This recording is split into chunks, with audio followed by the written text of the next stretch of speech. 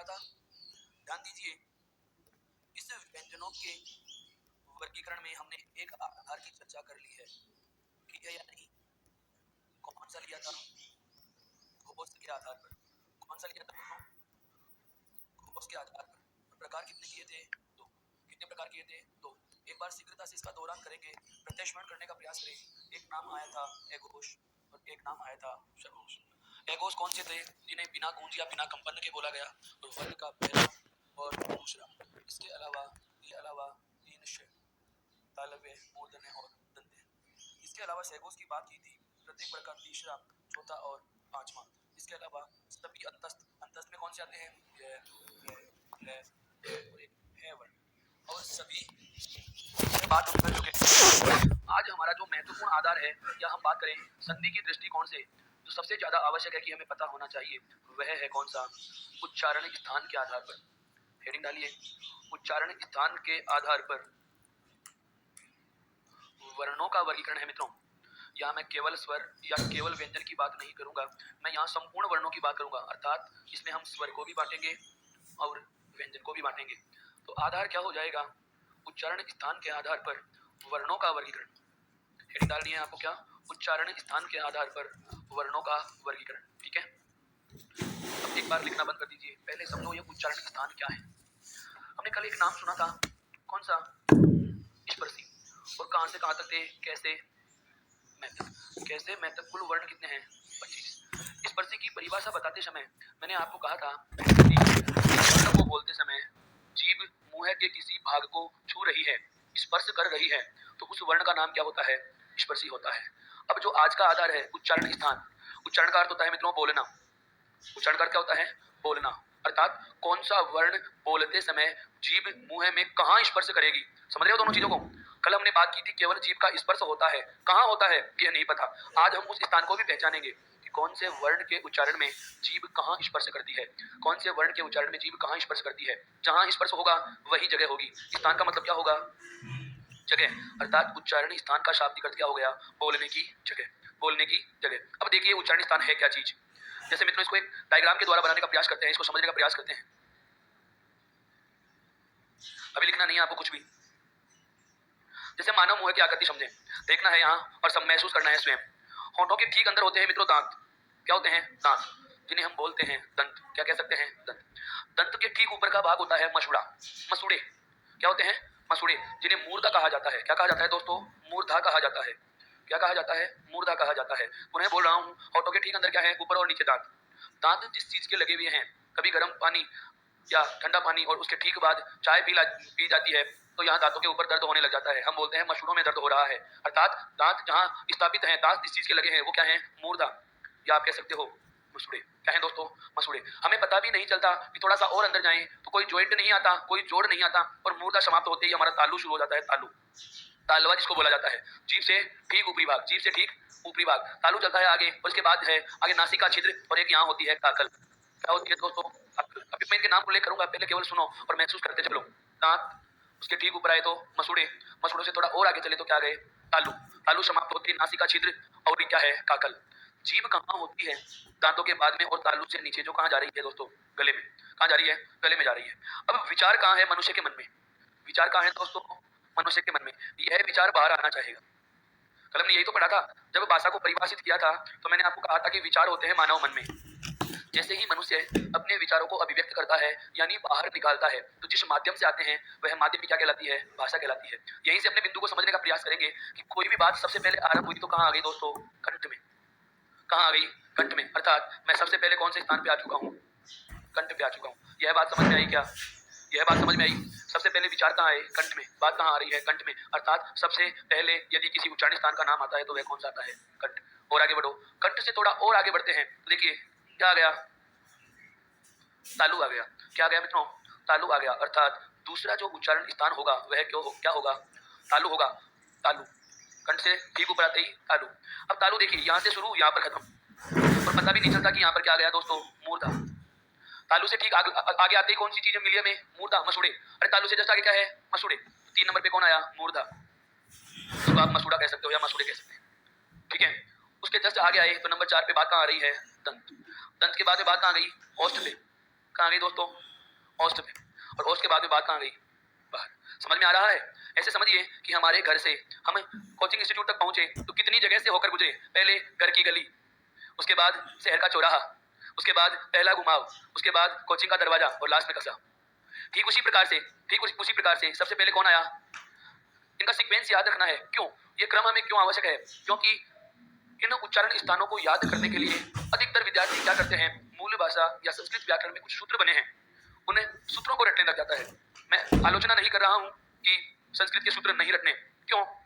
संस्कृत में सूत्र विधि को अच्छा माना गया है, लेकिन हिंदी व्याकरण की जब हम शिक्षण विधियां पढ़ेंगे, हमारे शिक्षण विधियों का पाठ है, तो उस समय इस सूत्र विधि की मैं बात करूंगा तो इसके गुण में नहीं बल्कि इसकी आलोचना में लिखवाऊंगा कि रटने पर जोर देती है, रटने पर जोर देती है। और वर्तमान में आपको पता है, नई शिक्षा नीति की बात करें जो 2019 का नई शिक्षा नीति का ड्राफ्ट आया है, राज्य सरकार ने भी इस ड्राफ्ट पर चर्चा की है। उसमें पहली शर्त यही है, रटन से मुक्ति, रटने पर जोर नहीं देना, समझने पर जोर देना है। जैसे 1993 में यशपाल समिति की सिफारिश पर बस्ते का बोझ कम किया गया था, ठीक उसी प्रकार से 2019 की जो शिक्षा नीति आ रही है, कस्तूरी रंगन समिति की सिफारिश पर, हम शिक्षा विधियों में इसको पढ़ेंगे। आपके पाठ्यक्रम में चलता है राष्ट्रीय पाठ्य चर्चा 2005, पढ़ा है सिलेबस में, वहां भी इस बात पर हम चर्चा करेंगे। तो ध्यान रखना है, मैं ये नहीं कह रहा कि आप उन सूत्रों को रटो नहीं, रट लीजिए, आपको याद हो रहे हैं तो, लेकिन हिंदी में एक इस सूत्र को याद करने के अलावा दूसरा विकल्प भी मैं आपको बताने वाला हूँ, जिसके लिए हमें इस क्रम ध्यान रखना है। और इस क्रम को रटने की जरूरत नहीं है, केवल महसूस करो। सबसे पहले कौन सा आया? कंठ। कंठ से थोड़ा और ऊपर चले क्या मिला? तालु। तालु से थोड़ा और ऊपर चले क्या आया? मसूड़े। मसूड़ों के बाद दंत, और दंत के बाद क्या गया? ओष्ठ आ गया। अर्थात उच्चारण स्थान मोटे मोटे हमें कितने नजर आ गए? 5। कितने नजर आ गए दोस्तों? 5। अब जैसे हम राजस्थान वालों को यदि किसी अन्य राज्य में जाने का अवसर मिलता है तो हम वहां राजस्थान के होने की वजह से किस नाम से जाने जाते हैं? राजस्थानी। किस नाम से जाने जाते हैं? अर्थात दीर्घ ई हमने एक प्रत्यय जोड़ा जो संबंध बोधक प्रत्यय है। कौन सा प्रत्यय है? संबंध बोधक। दीर्घ ई यदि किसी शब्द के साथ जोड़ रहे हैं तो वह संबंध का बोध कराता है। तो कंठ वाले को मैं कहूंगा कंठे। ऐसा कोई भी वर्ण जिसका उच्चारण स्थान कंठ में है, अर्थात जीभ गले में स्पर्श कर रही है, तो कंठ में स्पर्श करने के कारण उसको नाम क्या दिया? कंठे। आगे आता है कौन सा? तालु। अर्थात किसी वर्ण को बोलते समय यदि जीभ तालु पर स्पर्श करती है तो वह क्या कहलाएगा? तालव्य। अगला आता है कौन सा? मूर्धा। तो मूर्धा वाले को नाम दे दिया जाएगा दोस्तों मूर्धन्य। क्या नाम दिया जाएगा? मूर्धन्य नाम दिया जाएगा। दंत वाले को क्या कह देंगे? दंते कह देंगे। क्या कह देंगे दोस्तों? दंते कह देंगे। और ओष्ठ वाले को नाम क्या देंगे? औष्ठ्य। ओष्ठ वाले को नाम क्या देंगे दोस्तों? औष्ठ्य नाम दे देंगे। बताइए यहाँ तक समस्या आएगी क्या? नहीं। अभी तक मैंने वर्गीकरण शुरू नहीं किया, केवल उच्चारण स्थानों का परिचय करा रहा हूँ कि कौन कौन से हैं, किस नाम से जाना जाता है। हमें वर्गीकरण तो किसका करना है दोस्तों? वर्णों का। वर्णों का मतलब स्वर भी होंगे और व्यंजन भी होंगे। तो अब वर्गीकरण में आरंभ कर सकता हूँ, आपको लिखना कुछ नहीं है, पहले उस वर्गीकरण को समझिए। एक सारणी की तरह मैं बना देता हूँ, जो सारणी को आप ऐसे कैसे फेयर कर लेना। पहले केवल ध्यान देना कि मैं किस सीक्वेंस में बना रहा हूँ, ताकि आप बाद में भी इसका उपयोग सही तरीके से कर सकें। देखिए, सबसे पहला जो कॉलम मैं बनाऊंगा, सबसे पहला जो इसमें वर्ग लेंगे वह लेंगे कौन सा? क्रमांक संख्या का। ये तो सबको भी पता है, थोड़ा सा प्रभाव स्थापित करने के लिए बता रहा हूँ कि ऐसा भी कोई कॉलम होता है, हैं? हाँ। अगला जो कॉलम होगा वह होगा आपका वर्ण। क्या होगा? वर्ण। वर्ण का मतलब यहाँ किससे लेंगे दोस्तों? स्वर और व्यंजन से, क्योंकि वर्गीकरण तो इन्हीं का पढ़ना है ना। उसके बाद जो अगला हम वर्ग बनाएंगे वह बना लेंगे उच्चारण स्थान का। किसका होगा? उच्चारण स्थान का। और अंतिम जो बनाऊंगा मैं वह बनाऊंगा उच्चारण स्थान के अनुसार नाम। महत्वपूर्ण यही है, उच्चारण स्थान के अनुसार नाम। जैसे कंठ होगा तो नाम क्या हो गया? कंठे। राजस्थान वाले को राजस्थानी, कंठ वाले को कंठे, तालु वाले को तालव्य, मूर्धा वाले को मूर्धन्य, दंत वाले को दंते। समझ में आ रहा है? ओष्ठ वाले को ओष्ठे। लेकिन कौन सा वर्ण कंठे होगा, कौन सा तालव्य होगा, कौन सा मूर्धन्य और दंते और ओष्ठ्य होगा, इसकी हम बात करेंगे। अब वर्गीकरण किनका करना है दोस्तों? हमें वर्णों का करना है। किसका करना है? वर्णों का। वर्ण कौन कौन से? एक तो स्वर और एक व्यंजन। स्वर लिख रहा हूं, एक बार ध्यान से समझना इस चीज को। ए आ, ई बड़ी ई, उ बड़ा उ, री, ए, ऐ, ओ और औ। ये हमारे पास 11 स्वर है। एक तो हमें इनका वर्गीकरण करना है। ये उठाना बताऊंगा कि मैं कैसे इनको ले रहा हूँ, बिना याद कोई सूत्र को रटना नहीं है, और फिर भी ये सारी चीजें समझ में आएंगी। उसके बाद हम व्यंजन लेंगे। सबसे पहले कौन सा? कै वर्ग। फिर उसके बाद वेरी गुड, और उसके बाद वर्ग नहीं, अंतस्थ। क्या बोलेंगे दोस्तों? अंतस्थ बोलेंगे। और अंतस्थ में कौन सा है? य, रे, ले और वे। उसके बाद आएगा कौन सा? उष्म। और उसमें कौन कौन से हैं? श, श, श और है। ये व्यंजन है। और ऊपर मैंने आपके लिख दिया क्या? स्वर। इसके अलावा अनुस्वार की हम बात करें और एक है अर्थात विसर्ग की हम बात करें। अब कोई नहीं बचा, संयुक्त अक्षर बचे हैं, उनकी भी ये लो। अब बताओ कुछ बच रहा है क्या? सारी वर्णमाला आ चुकी, स्वर भी सारे आ गए, व्यंजन भी आ गए। जो 2 स्वरों में छोड़ते हैं वो भी लिख दिया, और जो व्यंजनों में छोड़ रहा हूँ वह भी लिख दिया। अब मैं इन सब का उच्चारण स्थान बताने वाला हूं, देखिए कैसे निकालते हैं। सबसे पहला स्वरों में से शुरुआत करेंगे। क्या ले लिया? आरंभिक स्वर कौन कौन से? ए और आ। यहां तक कोई समस्या रहेगी क्या? नहीं। अब मुझे व्यंजन भी चाहिए, पहली लाइन व्यंजनों की भी ले लेंगे। शुरुआती तो कर रहे हैं तो शुरू कह लीजिए, तो कौन सा आ जाएगा? क वर्ग। यहाँ पर एक हमें लेना है, ये कौन सा है? विसर्ग। क्या है ये? विसर्ग। इसको कहते हैं अनुस्वार। दोनों को कहा जाता है अयोग वाह। दोनों को क्या कहा जाता है? अयोग वाह। कल हमने इस बारे में बात की थी, इसका नाम होता है विसर्ग, अर्थात एक वर्ण और ले लिया, कौन सा? विसर्ग। कैसे लिए मैंने ये नाम? एक बार पुनः दोहरा रहा हूं। पहला स्थान लेना था तो आरंभ करना था, तो ऐसा नहीं है कि बीच में से उठा के स्वर लिख दूं या बीच में से व्यंजन लिख दूं। शुरुआत करनी है शुरू से, लीजिए ए आ, एक जोड़ा स्वरों का ले लिया, एक वर्ग व्यंजनों का ले लिया। पहला स्थान क्या था दोस्तों? पहला स्थान क्या था? वेरी गुड, कंठ। सीक्वेंस याद रखना है हमें और कुछ नहीं। पहली लाइन पहला स्थान, तो नाम क्या हो जाएगा? कंठ। इसमें कोई समस्या आई क्या? अब आगे की लाइनें इसी से बनाते चलेंगे, देखो कैसे। दूसरा आगे बाद क्या आएगा? ई और बड़ी ई का जोड़ा आ गया। स्वर ले लिए, व्यंजन लो, क्या के बाद कौन सी लाइन आएगी? छह वर्ग। अब एक बात सुनो, हम स्वर भी ले रहे हैं, हम व्यंजन भी ले रहे हैं, लेकिन इनके बारे में कुछ सोचा ही नहीं। तो इन्होंने कह दिया भाई हम भी तो कुछ तो हैं ही। आप स्वरों में से एक जोड़ा उठाते हो, वर्गीय व्यंजनों में से एक जोड़ा उठाते हो, अंतस्थ और ऊष्म के बारे में भी सोचिए। कह दिया आवाज करने की जरूरत नहीं है, एक एक आप भी आ जाओ, एक एक आप भी आ जाओ। तो अंतस्थ वर्ग का एक वर्ण ले लूंगा और ऊष्म वर्ग का भी एक वर्ण आरंभ से लूंगा, लेकिन बीच में से कोई चीज नहीं उठानी, हमें शुरू से लेना है। दूसरा स्थान क्या था दोस्तों? वेरी गुड, तालु। कहेंगे क्या इसको? तालव्य। कह देंगे क्या? तालव्य। अर्थात दूसरा जो उच्चारण स्थान है तालु, और नाम क्या हो जाएगा? तालव्य। आगे बढ़ता हूं। नंबर 3 कौन सा स्वर आता है? ऊ और। यहां हमें ध्यान रखना है, ऊ बोल के देखिए, ऊ। अब जैसे आप ऊ का उच्चारण करते हो तो हमारे ओष्ठ, हमारे ओंठ जो हैं वो गोल होते हैं, गोल। अर्थात ऊ का उच्चारण हो चाहे ऊ का उच्चारण हो, लघु ऊ बोलिए चाहे दीर्घ ऊ बोलिए, क्रियाशील कौन हुए? ओष्ठ। और हमें पता है ओष्ठ पांचवा स्थान था। कौन सा स्थान था? पांचवा स्थान। इसे नहीं लिखेंगे अभी, इसको पांचवें स्थान में लिखेंगे। आगे बढ़े तो क्या आ गया? री। री लिख देंगे। क्या लिख देंगे? री। अब वे मेरे मित्र जो द्वितीय भाषा के रूप में संस्कृत का चयन करने वाले हैं या प्रथम भाषा के रूप में संस्कृत का चयन करने वाले हैं, वो ध्यान दें, संस्कृत में 13 स्वर माने जाते हैं। कितने माने जाते हैं? 13 स्वरों को अच कहा जाता है। मूल भाषा या मूल व्याकरण में अच की संख्या होती है 13, 13 होती है। ध्यान दीजिए, अगर संस्कृत भाषा का चयन करते हो तो री के बाद जो दीर्घ री होता है, दीर्घ री, वह भी यही लिखा जाएगा। समझ में आ गया? अर्थात यदि आपको पूछा जाए कि दीर्घ री कहाँ लिखा जाता है, तो जहाँ री छोटी होगी वहीं दीर्घ होगी। जैसे ए के साथ आ सजाती है ना, ये ई के साथ बड़ी ई, ऊ के साथ आएगा बड़ा ऊ, और री के साथ आ जाएगी बड़ी री। अगर हिंदी में है तो इसको नहीं लिखेंगे, संस्कृत में है लिख देंगे। यहाँ तक कोई समस्या नहीं। फिर आगे बढ़िए, चे के बाद कौन सी लाइन आएगी? वेरी गुड, टे वर्ग। ये के बाद क्या आता है? अरे ये के बाद में क्या है? तो देखिए ये लो जीत है। और से के बाद कौन सा? षटकोण वाला। तीसरा स्थान क्या था दोस्तों? मूर्धा। कहेंगे क्या? मूर्धन्य। कोई समस्या नहीं। अब ध्यान दो, दीर्घ री के बाद में स्वर आता है कौन सा? संस्कृत वाले विद्यार्थी के लिए बता रहा हूँ, ली। कौन सा स्वर आता है दोस्तों? ली। अर्थात चौथे स्थान में स्वर क्या आ जाएगा? ली आ जाएगा। क्या जाएगा? ली आ जाएगा। स्वर ले लिया, अब व्यंजन उठाएंगे। क्या लेंगे? व्यंजन। टे के बाद कौन सी लाइन आती है? वेरी गुड, टे वर्ग आएगा।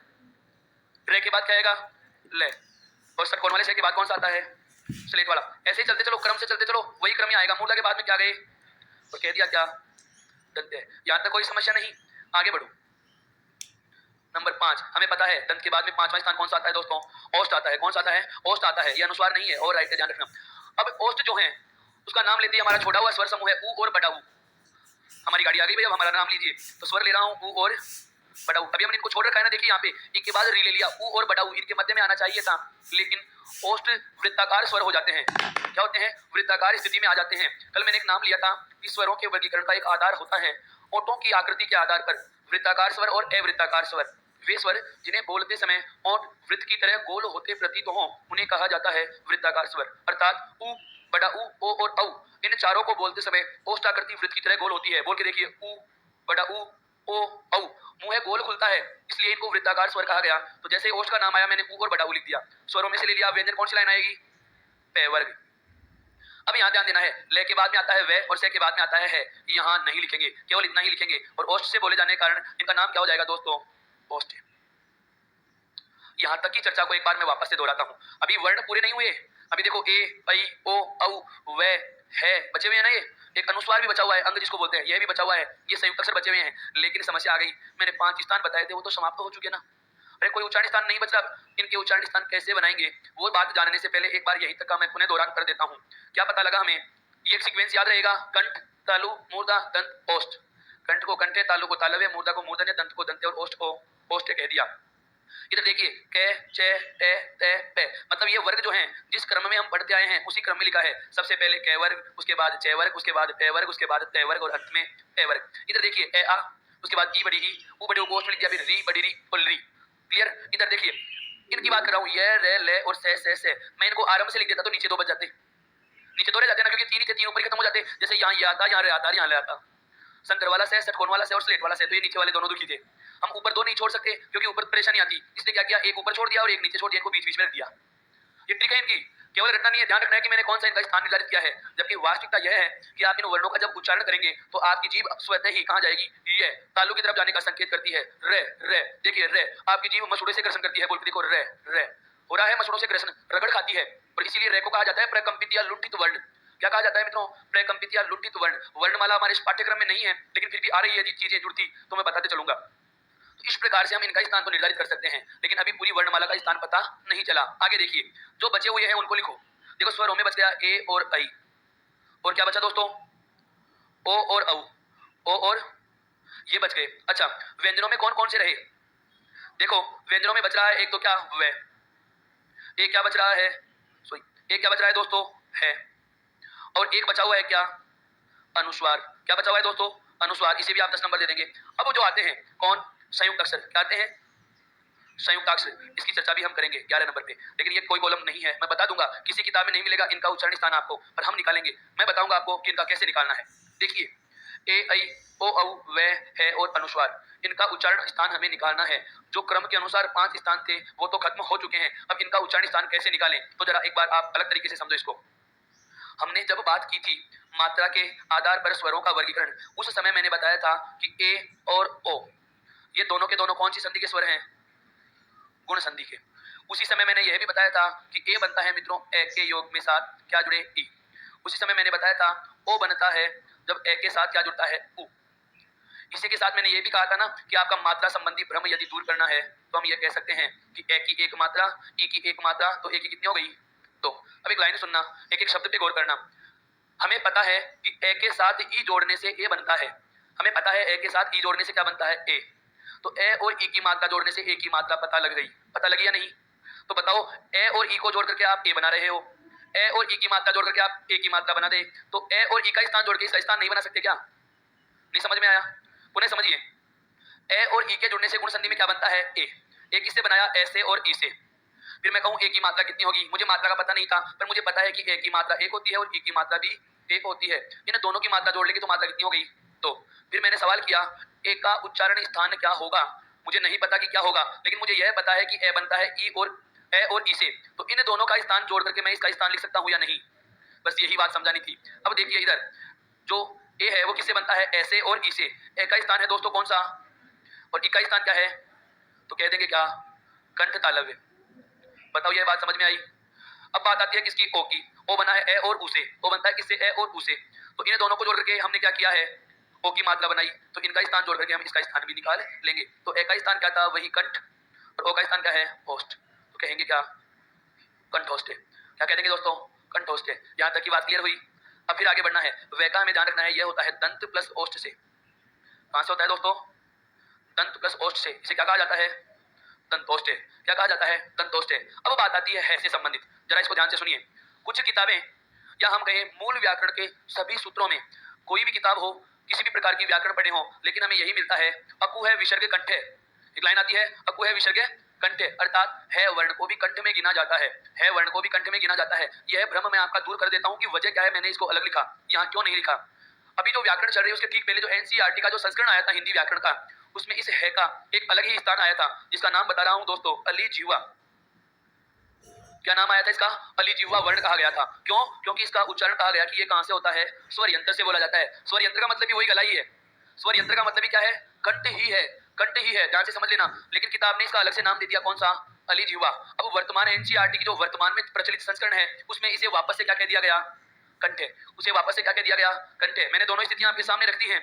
है का इसके ठीक पहले वाले संस्करण में स्थान तो क्या आया था, स्वर यंत्र, और नाम क्या आ गया था, अली जीवा। वर्तमान में इसका वापस से नाम क्या आ गया, कंठे।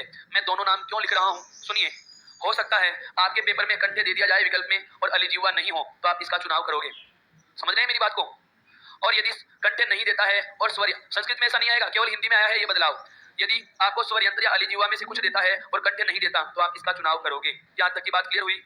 अब सवाल वही बात, क्या एक बेतुका सा प्रश्न हमारे जहन में आ जाता है, सर यदि दोनों आ जाएं तो क्या करना है, दोनों आ जाएं तो हमें क्या करना है। तो अगला विकल्प पढ़िए, हो सकता है लिखा हुआ हो ए व ब दोनों, ए व ब दोनों।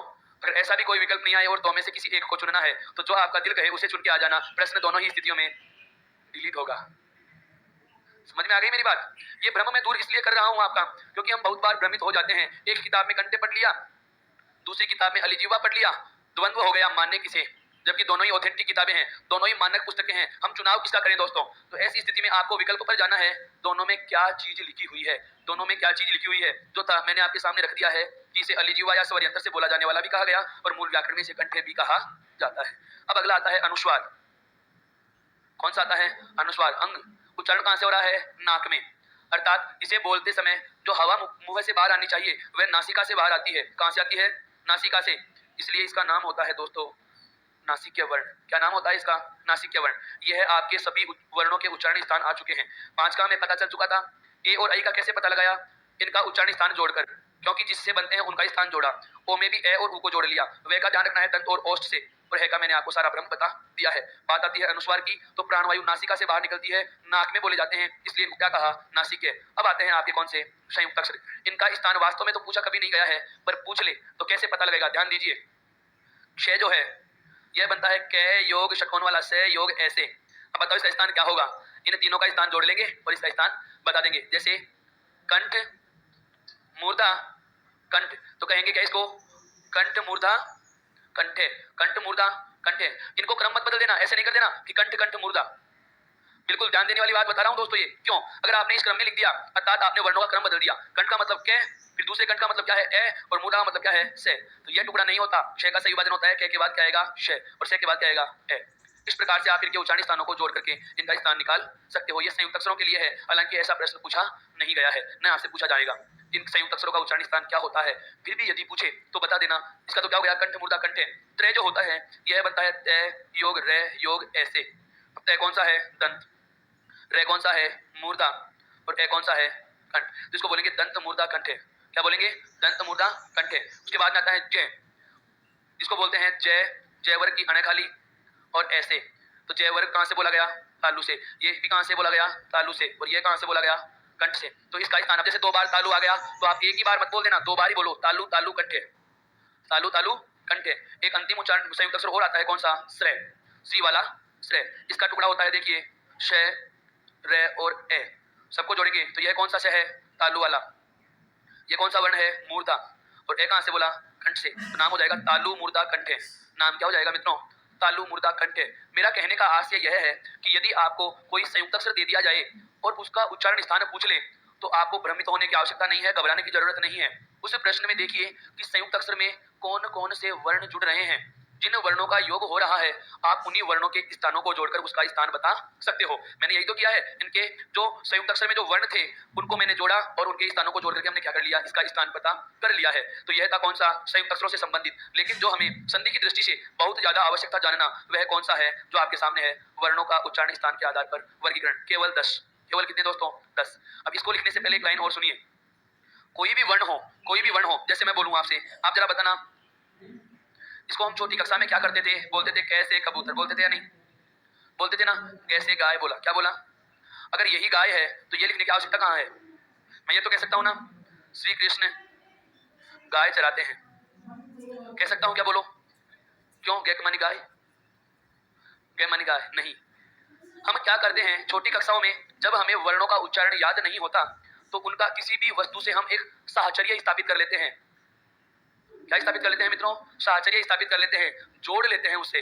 आज भी हम जो ट्रिक बनाते हैं वो साहचर्य ही तो है। और ये साहचर्य जो विधि दी थी, ये किसने दी थी, मारिया मांटेश्री ने। किसने दी थी, मारिया मांटेश्री। मारिया मांटेश्री महोदया कहती हैं कि किसी भी वर्ण का हमें नाम याद नहीं आता तो किसी भी वस्तु पशु पक्षी से उसका क्या कर लिया जाता है, साहचर्य स्थापित कर लिया जाता है। और इस साहचर्य से व्यक्तियों को, विद्यार्थियों को, बालक को पढ़ना भी सिखाया जाता है। जैसे बालक ने सीख लिया कि गै यानी गाय, तो जैसे उसको गाय दिखाएंगे तो, या जैसे उसे गाय की तस्वीर दिखाएंगे तो वह गैवर्ण बोलेगा। क्या बोलेगा, गैवर्ण बोलेगा। क्यों, क्योंकि उसने इसको जोड़ रखा है किससे, गाय से।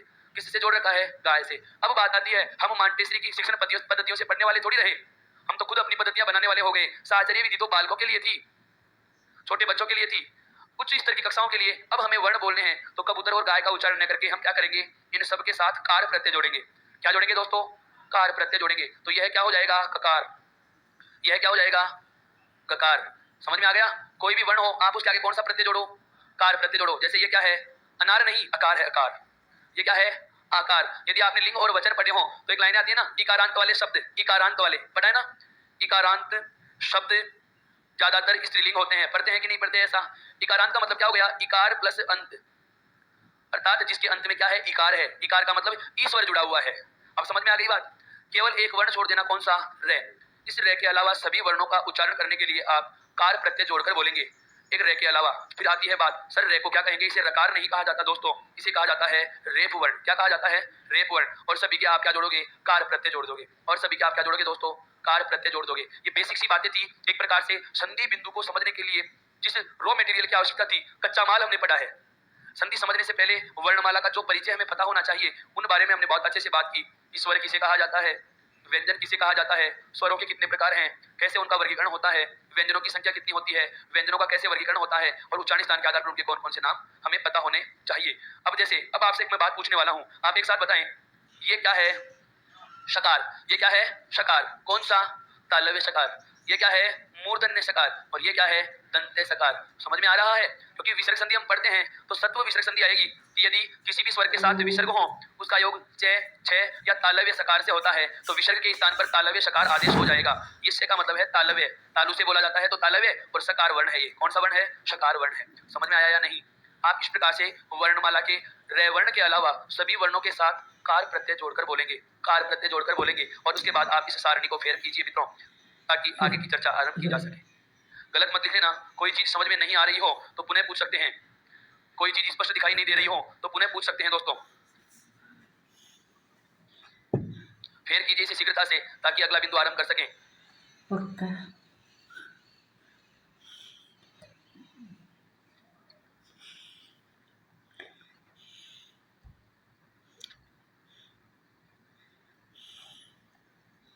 ये वाली चीज मत उतारना। ये तो मैंने आपके सामने वर्ण लिखे थे कि वर्गीकरण किनका करने वाले हैं, केवल आपको ये 4 कॉलम ही बनाने हैं।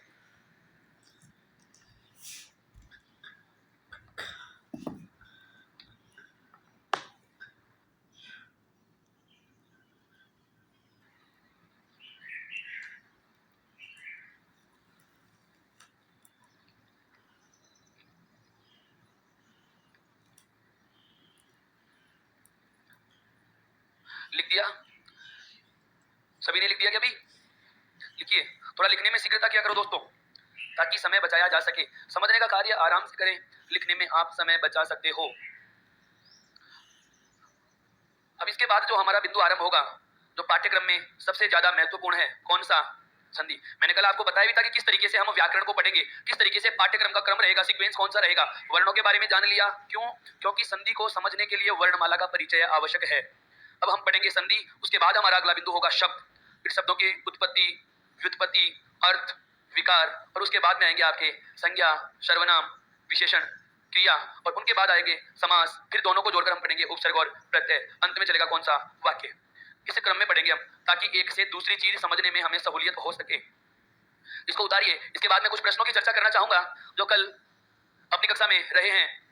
कुछ एक कंफ्यूजन की स्थिति वाले हालात रहे कि सर हमारे जहन में इस प्रकार का प्रश्न उठ रहा है, तो कुछ मेरे दोस्तों ने प्रश्न रखे हैं जो आपके भी जहन में उठ सकते हैं, स्वाभाविक है। कंफ्यूजन क्लियर ही तो करना हमारा उद्देश्य है। सीखने के साथ साथ सीखने में जहां जहां समस्या आती है उन सभी बातों पे हम चर्चा करने वाले हैं। एक बार आप मुझे बताएं, सभी ने लिख लिया हो तो मैं आगे बढ़ सकता हूं? परमिशन दे इस प्रकार से आगे लगे, आगे बढ़ सकता हूं? देखिए, सबसे पहला जो प्रश्न रहा कल का, ये लो, भाषा अनुभवजन्य होती है या अनुकरणजन्य? और इसी के साथ इस मित्र ने दूसरा प्रश्न और जोड़ा है। एक तो ये इतना ही है, अनुभवजन्य होती है या अनुकरणजन्य? तो ध्यान देना, अनुकरणजन्य। जन्य का मतलब भाषा का जन्म कैसे होता है? अनुकरण द्वारा होता है। छोटा बालक जो होगा वह माँ के द्वारा सुने हुए शब्दों को दोहराता है, तो उसे कहा जाता है उच्चारण अनुकरण। क्या कहा जाता है दोस्तों? उच्चारण अनुकरण। तो पता चला भाषा क्या होती है? अनुकरणजन्य। और एक था भाषा का संयोग अवस्था से वियोग अवस्था वाला रूप कौन सा होता है? आपने एक नाम सुना है क्या? हेलो, क्या कर रहा है? सूक्ष्म से विशिष्ट, और एक आता है विशिष्ट से और कौन सूक्ष्म, है? या इसे मैं कहूं, एक तो आता है संश्लेषण से विश्लेषण और एक आता है दोस्तों विश्लेषण से संश्लेषण। क्यों कहाँ अर्थात ये सब? भाषा क्या होती है, जैसे जैसे भाषा का व्यक्ति में विकास नहीं होता, उसकी नजर में सारी भाषाएं क्या होती हैं, किसको? एक, वो संयोग अवस्था है, मिलन की अवस्था है। लेकिन जैसे ही वह भाषा में किसके अंतर साथ करना मिला सीख है? जाता है, बोलियों के ऊपर उसका नियंत्रण हो जाता है, तो वह उनको अलग करना आरंभ कर देता किसने? है। तो भाषा की जो प्रकृति होती है वह क्या होती है, संयोग अवस्था से मैं शादी वियोग करके अवस्था आया की था ओर। बता। यह था प्रतीक नागर भैया का प्रश्न। इसके बाद कल शादी एक वाक्य करके शुद्धि का आया प्रश्न भी रखा गया था, मैंने कहा भी था अभी हम इस बारे में चर्चा नहीं करेंगे, हालांकि ये प्रश्न है, इसका मैं जवाब दे कब देता हूं आएंगे? दोस्तों। इसका जवाब डी होगा। और इसमें मैंने कल क्या? भी आपको कहा था लिंग और वचन संबंधी अशुद्धि है। तो अभी लिंग और वचन संबंधी अशुद्धि वाला लेने पार्ट क्या अपने आप में है? बड़ा एक टॉपिक है। केवल इतना ध्यान रखिए, केवल इतना ध्यान रखिए कि इसमें इसमें बहुवचन बनाने के लिए रहे शब्द को रहते हैं की जगह कंटिन्यूअस फॉर्म में रख दिया गया। काल का नाम सुना है, काल, टेंस। तो टेंस आके क्या होते हैं, क्रिया के होने का समय बताने वाले शब्दों को क्या कहा जाता है, काल कहा जाता है। और उठना इस वाक्य में क्रिया है और रहे हैं जो है वह है क्या, सहायक क्रिया, अंग्रेजी में आप जिसे हेल्पिंग वर्ब कहते हो। अच्छा। और वाक्य में हेल्पिंग वर्ब से टेंस का पता चलता है। यह बात हिंदी में कहें तो मैं कह सकता हूँ और बताओ। वाक्य में सहायक क्रिया से काल का पता चलता है। कौन से का पता चलता है, क्या काल का। नाम कर रहा था? अर्थात यहाँ पर कौन सा काल है, वर्तमान काल है। कौन सा है, वर्तमान। और वर्तमान काल का कौन सा प्रकार है, अपूर्ण। कहाँ पे? रहा है, रही है, रहे हैं, कंटिन्यूअस फॉर्म में है क्रिया, काम चल ही रहा है। लाइन सुनिए, ऐसे विचार सज्जन मनुष्यों के अंतर मन में सदा उठते रहे हैं। इसका मतलब लगातार उठ रहे हैं, रुके नहीं वो। यहाँ आना चाहिए था, रहते हैं। क्या आना चाहिए था मित्रों, रहते हैं। ता है, ती है, ते है, अर्थात सामान्य वर्तमान काल होना चाहिए था, जिसे बना दिया कौन सा, अपूर्ण वर्तमान काल। यह काल से संबंधित जो क्रिया का लिंग और वचन बदला गया है, यह अशुद्धि है, जो हमारे 3 बिंदु पढ़ लेने के बाद क्लियर होगी। कौन कौन सा, काल, लिंग और वचन। अभी आपने प्रश्न पूछा जिसका जवाब मैंने आपके सामने रख दिया है, लेकिन वाक्य शुद्धि के लिए मैं पुनः कह देता हूं, सबसे बड़ा भाग होगा वाक्य शुद्धि पढ़ाना। जिस दिन शुरू होगा उसके पहले आप वाक्य शुद्धि के अलावा पूरी व्याकरण पढ़ चुके होंगे, तब जाके मैं वाक्य शुद्धि आरंभ करूंगा दोस्तों। हम सीधे वाक्य शुद्धि पे नहीं चल सकते। मैं कहूं काल के आधार पर अशुद्धि है, अब काल का ही पता नहीं अशुद्धि कहां से निकालेंगे। अभी आपको वचनों का ही पता नहीं अशुद्धि कहां से निकालेंगे। क्यों, क्योंकि सज्जन व्यक्ति है, बहुवचन है, और बहुवचन में सदैव आदर्शसूचक शब्द भी आते हैं, या मैं कहूं आदर्शसूचक के अर्थ में सदैव कैसे शब्द आते हैं, बहुवचन आते हैं। तो यहाँ पर बहुवचन तो है, लेकिन फॉर्म कौन सी हो गई, अपूर्ण की। होनी कौन सी चाहिए थी, सामान्य। होनी कौन सी चाहिए थी, सामान्य। यहाँ पर वाक्य होता ऐसे विचार सज्जन मनुष्यों के अंतर्मन में सदा उठते रहते हैं, उठते रहते हैं। इस प्रकार की अशुद्धि का हमें जरा ध्यान रखना होगा। फिर एक मेरे मित्र ने पूछा है 10 हिंदी भाषा भाषी राज्यों में पंजाब शामिल है क्या। ध्यान दीजिए दोस्तों, कल हमने बात की थी भाषा का भौगोलिक वर्गीकरण। कल हमने बात की थी भाषा का भौगोलिक वर्गीकरण। मैंने जो नाम गिनाए थे आपको, वो वे नाम नहीं है जो निश्चित रूप से हिंदी भाषा भाषी हैं। मैंने जो नाम बताए थे वो नाम वे हैं जहां ज्यादातर हिंदी भाषा का प्रयोग होता है, जहां अधिकांश हिंदी भाषा का प्रयोग होता है। मैं एक बार ये नाम अगर आप चाहते हो तो मैं उल्लेखित कर देता हूं 10 हिंदी भाषा भाषी राज्य कौन से हैं। देखिए, सबसे पहले आता है कौन सा, झारखंड। फिर आता है दोस्तों आपके बिहार। फिर आता है दोस्तों आपके कौन सा, राजस्थान। फिर आता है दोस्तों कौन सा, हरियाणा। फिर आता है यूपी। फिर आता है एमपी। फिर आता है आपके हिमाचल प्रदेश। एक आता है आपके कौन सा, दिल्ली। एक आता है उत्तरांचल, जिसका वर्तमान नाम क्या है। एक आता है दोस्तों कौन सा, छत्तीसगढ़। ये कौन सा आता है दोस्तों, छत्तीसगढ़, केंद्र शासित में। इसके अलावा अब सुनो और क्या है। इसके अलावा जैसे राजस्थान की सीमा से सीमावर्ती राज्य कौन कौन से हैं, गुजरात। ऊपर कौन सा रह गया, पंजाब, क्योंकि पंजाब के भी 2 राज्य राजस्थान की सीमा बनाते हैं। कौन कौन से हैं, कौन कौन से हैं, फाजिल्का और मुक्तसर। ऐसे है क्या, नहीं। अरे पंजाब का कोई राज्य राजस्थान से जुड़ता है या नहीं। ध्यान दीजिए, मेरा एक मित्र है, वह चला गया तमिलनाडु में। कहाँ चला गया, तमिलनाडु में। चंद दिनों बाद वह अपने परिवार को भी ले जाता है वहां पर, तो उसका परिवार वहां रहने लग गया। थोड़े दिनों बाद उसने देखा कि 2-4 रिश्तेदार और रहने लगे। तो क्या हिंदी भाषा का वहां प्रयोग नहीं हो रहा है। अब बात आती है क्या, प्रश्न समझना, हिंदी भाषा भाषी राज्य यदि आपसे पूछे जाए तो केवल यही नाम होंगे। और ये पूछे कि हिंदी भाषा का प्रयोग कहाँ होता है, तो राजभाषा है भारतीय संविधान की। इसका मतलब संविधान की दृष्टि से देखा जाए तो संपूर्ण भारत में शासन कार्य कौन सी भाषा में होगा, हिंदी भाषा में। इसका मतलब हर राज्य के शासन में जो केंद्रीय शासन की इकाइयां होंगी वो सारी कौन सी भाषा में होंगी, हिंदी भाषा में होंगी। लेकिन आपको पूछा जाए भाषाई वर्गीकरण जो राज्यों का किया गया था 3, कै श्रेणी, खे श्रेणी और गै श्रेणी, वहां यदि 10 नाम पूछे तो आपके सामने मैंने लिख दिए हैं कौन कौन से हैं, पता चल चुका दोस्तों। अब आगे बढ़ सकता हूं क्या, तो बताओ पंजाब होगा या नहीं होगा, नहीं होगा। पंजाब में प्रयोग होता है लेकिन इसे पूर्णतः हिंदी भाषा भाषी राज्य नहीं कह सकते। इसके बाद अगला प्रश्न है, ध्यान दीजिए, मेरे मित्र ने, रमेश जी हैं, जिन्होंने एक तोता पाल रखा है। क्या कह रहे हैं, तोते द्वारा रटे रटाए शब्दों का उच्चारण करना भाषा का कौन सा प्रकार होगा। तोते को याद करवा रखा है मैंने, राम राम और मिठू मिठू। मैंने कल भी कहा था, जब तक आपको कोई सार्थक शब्द सुनने को मिल रहा है, मौखिक भाषा होगी। और कोई शब्द नहीं आए तो कौन सी हो जाएगी? आप बताइए, तोता राम राम पूरा बोल सकता है क्या? नहीं, वह राम राम की साम्य ध्वनि बोलता है, राम राम की साम्य ध्वनि बोलता है। वह रेवर्ण का उच्चारण नहीं कर सकता, रेवर्ण जैसा उच्चारण करता है। रेवर्ण नहीं बोल सकता, रेवर्ण के जैसा उच्चारण कर रहा है। समझ तो रहे हैं मैं क्या कहना चाह रहा हूं? अगर तोता मनुष्य की तरह बोलने लग जाए तो जो बौद्धिक क्षमता होती है, आर्टिफिशियल इंटेलिजेंसी, शायद वहां भी तोते पर प्रयोग होने लग जाते हैं। लोग अपने द्वारपाल पर तोता रखने लग जाते हैं, आते ही पूछता कौन है भाई तू, किससे मिलना है? लेकिन ऐसा संभव नहीं है। तोता राम राम से मिलती जुलती या साम्य ध्वनि बोल सकता है, राम राम वर्ण नहीं बोल सकता। इसलिए हर आवाज क्या है? ध्वनि है। हर आवाज क्या है? ध्वनि है, संकेत है, न कि मौखिक भाषा। क्लियर? फिर आगे आता है, और यदि कोई ऐसा ही तोता मिल गया जो राम राम स्पष्ट बोल दे, तो मैंने कहा शब्द सुनने को मिल रहा है तो मौखिक कह देंगे, शब्द सुनने को मिलता है तो मौखिक होगी, शब्द सुनने को नहीं मिले तो सांकेतिक ही होगी। एक मेरे मित्र हैं जिनका दोस्त है जो उर्दू बोलता है।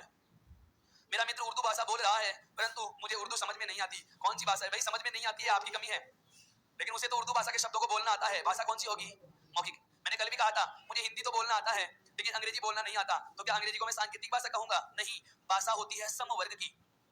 चाहे मनुष्य मनुष्य के लिए कैसी भी भाषा बोले, हिंदी, अंग्रेजी, उर्दू, फारसी, फ्रांस, इटालियन, फ्रेंच, कुछ भी बोलिए, वो सारी की सारी कौन सी में जाएंगी?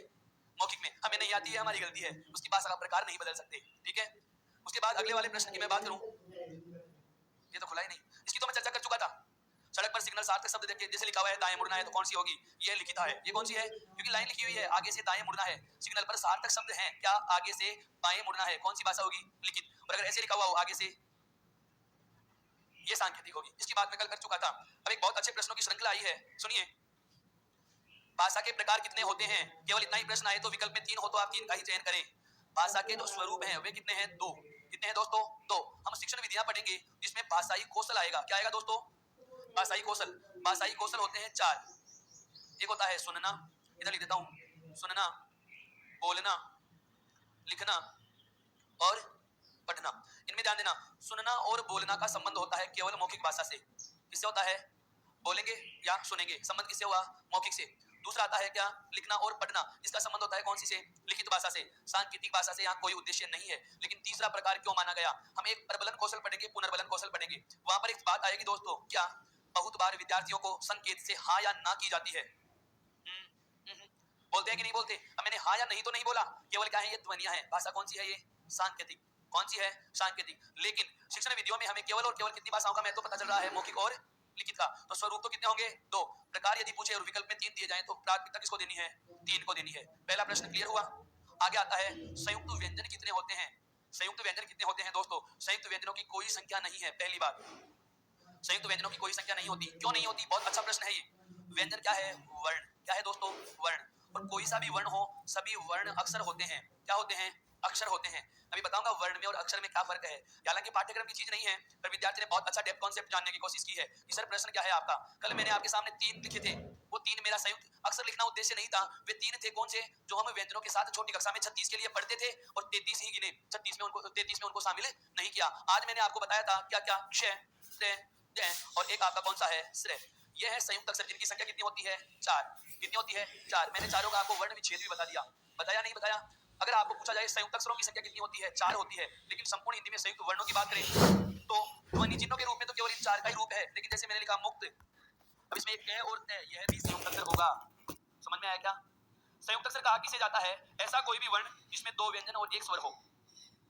ऐसा कोई भी अक्षर जिसमें 2 तो क्या है? व्यंजन, और 1 क्या है? स्वर। जैसे इसमें हमने जाना क, श और ए, तो 2 तो कौन सी ध्वनि आ गई? व्यंजन। 1 क्या आ गई? स्वर। और देखिए मुक्त में क आता, उसके बाद त और त में क्या जुड़ा हुआ है? ए। इन सबको जोड़ेंगे तो क्या बोलेंगे? कस। क्या बोलेंगे? कस। तो ये भी संयुक्त अक्षर की तरह ही तो हो रहा है, 2 व्यंजन और 1 स्वर। लेकिन इसका देवनागरी लिपि में एक ही वर्ण के रूप में, जैसे ये एक ही वर्ण का संकेत है, यहाँ पर 2 वर्ण हो गए, 1 और 2।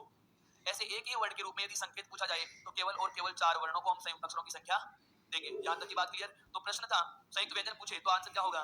4। भाषा का मूल आधार क्या है दोस्तों? भाषा के कितने अंग हैं? 3। पहला कौन सा है? वर्ण। वर्ण बनता किससे है? ध्वनि से। ध्वनि होती है चिंतन का माध्यम। ये क्या है? ये देखिए, चिंतन का माध्यम क्या है? विचार। और विचारों को अभिव्यक्त किससे कर रहे हैं? ध्वनि से, आवाज से। और वह किसमें परिवर्तित हो जाती है? भाषा में परिवर्तित हो जाती है। और ध्वनि का लिखित रूप क्या कहलाता है? वर्ण कहलाता है। प्रश्न क्या है? भाषा का मूल आधार क्या होगा? तो भाषा का मूल आधार हम यहाँ ध्वनि को चुनेंगे और ध्वनि का लिखित रूप ही क्या होगा? वर्ण होगा। अगर आपको पूछा जाए भाषा का मूल अंग कौन सा है, तो जवाब क्या होगा? वर्ण। कितने अंग हैं? 3। वर्ण, शब्द, वाक्य। ध्वनि को अंगों में नहीं गिना जाता। फिर आगे आया ग का उच्चारण क्या होता है। आज भूतो रे मैंने कान आपसे इसकी राज चर्चा की थी ना कल, नहीं की, बता रहा हूँ, ये रहा संयुक्त अक्षर क। आज भूतो रे कान इसको राज वास्तव में बोला जाता है क्या, काले बीज जय। क्या बोला जाता है, जय, क्योंकि इसका टुकड़ा होता है जय वर्ग का जय वर्ण और इसी वर्ग की काले हड़े वाली और उसके बीज बाद काले है। इन दोनों को जोड़ेंगे तो ये दो तो माह पंचमांश तो हो गया और उसके दिखाएंगे पहले क्या है जय आदा, अर्थात एकदम बोलना है में संज्ञा, जिसको हम बोलते हैं संज्ञा, यह होगा संज्ञा, अर्थात इस प्रकार से इसका उच्चारण करना है आपको, संज्ञा। क्या बोलना है, संज्ञा। लेकिन अब की बार की यदि एनसीईआरटी पढ़ी है मेरे मित्र ने, तो उसमें आता है क्या कि इसका गय रूप भी प्रचलन में है, इसका गय रूप भी क्या है, प्रचलन में है, लोक प्रचलित अर्थ में लिया जाता है। अर्थात ये जो संज्ञान शब्द है वास्तव में इसका उच्चारण क्या होना चाहिए, संज्ञान, जिसे हम विज्ञान कहते हैं, जिसे हम विज्ञान कहते हैं। ये विज्ञान नहीं है दोस्तों, यह क्या है, विज्ञान है। क्या है, विज्ञान है। अब आपसे पूछा जाए क्या कि गय का उच्चारण क्या होगा, तो प्रचलित अर्थ में गय कर रहे हैं, लेकिन भाषा विज्ञान की बात करें तो उच्चारण क्या होगा, जय होगा। क्या होगा, जय होगा। क्लियर हुआ कंसेप्ट, क्या चीज है, क्या चीज मान रहे हैं, ये इसका होना चाहिए, ये प्रचलन में है। जय इसका वास्तव में होना चाहिए, यह इसका प्रचलन में है। जैसे शब्द आता है प्रश्न और हम बोलते हैं पर्सन, क्या बोलते हैं, पर्सन। यह हमारा उच्चारण दोष है, शब्द की कमी नहीं है, हमारी गलती है ये। बल्कि यहाँ भी बात की जाए तो यहाँ भी क्या होना चाहिए, जय, पर बोलते क्या है, गय। क्यों, क्योंकि ये लोक प्रचलित अर्थ में है। अब की बार एनसीईआरटी में नोट डाल के बात लिखी हुई है, यदि आपने कहीं पढ़ी हो तो, और नहीं पढ़ी है तो पढ़कर देखना। आगे बात करता हूँ चिंतन का माध्यम, चिंतन का भाषा तो उनको अभिव्यक्ति का माध्यम है, सोचेंगे तो विचार ही होंगे, मैंने कल ही बताया था, भाव विचार, इसमें आवाज नहीं है, सोच रहे हैं मतलब चिंतन कर रहे हैं। क्या होता है दोस्तों, विचार होता है। भाषा की शिक्षा देते समय किस सूत्र का आश्रय लेना चाहिए, कल मैंने आपको भाषा की विशेषताएं बताई थी, इसमें भाषा की एक प्रवृत्ति लिखी थी कि भाषा कठिन से कैसे चलती है, सरल की ओर। क्यों, क्योंकि हमारे लिए भाषा क्या है, कठिन है, जैसे जैसे सीख जाएंगे तो वह क्या हो जाएगी, सरल। अर्थात यह तो भाषा की क्या है, प्रकृति है। क्या है, प्रकृति। अब इसका अध्ययन कैसे करवाया जाना चाहिए, आप मुझे बताओ, क्या मैं पहले आपको संधि पढ़ा करके वर्ण पढ़ा रहा हूं या वर्ण पढ़ा करके संधि पढ़ा रहा हूं। तो पहले वह चीज बता रहा हूं जो सरल है, उसके बाद कहां जाऊंगा, कठिन पे। अर्थात पढ़ाना तो कौन से क्रम में होगा, सरल से कठिन की ओर, और भाषा की प्रकृति कैसी होती है, कठिन से सरल की ओर। दोनों चीजें समझ में आ रही हैं। पढ़ाने के मामले में यदि कहीं भी बात आए तो हम सदैव सरल से कठिन की ओर चलते हैं। क्यों, क्योंकि जब पाठ्य योजना पढ़ी जाएगी तो एक लाइन आएगी, पूर्व ज्ञान से नवीन ज्ञान, पूर्व ज्ञान से नवीन ज्ञान की ओर ले जाना। पूर्व ज्ञान कौन सा होता है, जो विद्यार्थियों को पता है, और जो चीज पता है वह हमारे लिए क्या है, सरल। नवीन ज्ञान क्या है, जो हमें पता नहीं, अर्थात वह हमारे लिए क्या है, कठिन। तो अब आप बताइए भाषा का अध्ययन कैसे होगा, सरल से कठिन या कठिन से सरल, सरल से कठिन। ये तो इसकी विशेषता है, हमें जब तक नहीं पता ये कठिन है, पढ़ना आ जाएगा सरल हो जाएगी, तो ये तो इसकी विशेषता है। भाषा का गुण है कि भाषा कठिन से सरल की ओर अग्रसर होती है, लेकिन पढ़ाना कैसे इसको, सरल से कठिन की ओर है। क्लियर हुआ पोर्शन। आगे है, सबसे प्राचीन भाषा मानी जाती है दोस्तों। संस्कृत के प्रारंभ में कितने रूप, दो, एक तो वैदिक और एक लौकिक। यदि आपके विकल्प में दिया गया है कौन सा, संस्कृत, तो वैदिक संस्कृत और संस्कृत। पहली बात तो इस प्रकार का प्रश्न होना ही नहीं चाहिए था, क्योंकि संस्कृत ही वैदिक संस्कृत है। संस्कृत ही क्या है दोस्तों, वैदिक है। वैदिक संस्कृत संस्कृत ही है। इसका एक रूप आया था दूसरा, जिसको हम कहते हैं कौन सा, लौकिक। लौकिक से बनी थी पाली, पाली से बनी है प्राकृत, और उसके बाद कौन सी आई, अपभ्रंश। तो यदि आपको दोनों विकल्प पहली बात तो मिलेंगे नहीं, और यदि फिर भी मिल जाता है तो हम कह सकते हैं कि वैदिक काल में कौन सी भाषा, वैदिक संस्कृत। वैदिक काल में कौन सी भाषा, वैदिक संस्कृत। तो आप इसका क्रम ऐसे भी लिख सकते हो, क्या, वैदिक, फिर उसके बाद में कौन सा आया, लौकिक, पाली, प्राकृत, अपभ्रंश, सौर्सेनी, हिंदी।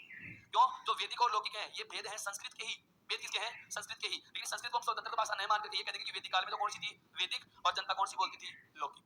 फिर अगला प्रश्न है, बहुत अच्छा प्रश्न कर लिया है, क्या अक्षर क्या होगा, लिपि क्या होगी, वर्तनी चिन्ह क्या होंगे, और वर्ण क्या होंगे। दोस्तों पूरी हिंदी पूछ डाली है कि प्रश्न में है, क्या बात, बहुत अच्छा प्रश्न है, बहुत ही अच्छा प्रश्न है। सुनिए, अक्षर क्या होगा, अक्षर, एक लाइन बोल रहा हूं, सभी वर्ण अक्षर हैं, सभी वर्ण क्या हैं, अक्षर हैं, लेकिन सभी अक्षर वर्ण नहीं है।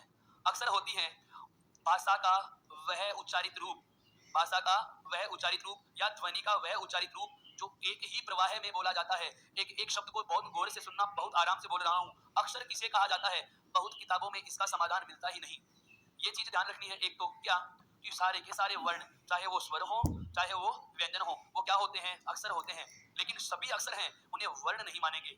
इसका मतलब आप बताइए, वर्णों की संख्या ज्यादा हुई या अक्षरों की, अक्षरों की ज्यादा हुई। अक्षर में वर्ण भी है, और वर्ण के अलावा वे ध्वनियां हैं जिन्हें एक प्रवाह में बोला जा सकता है।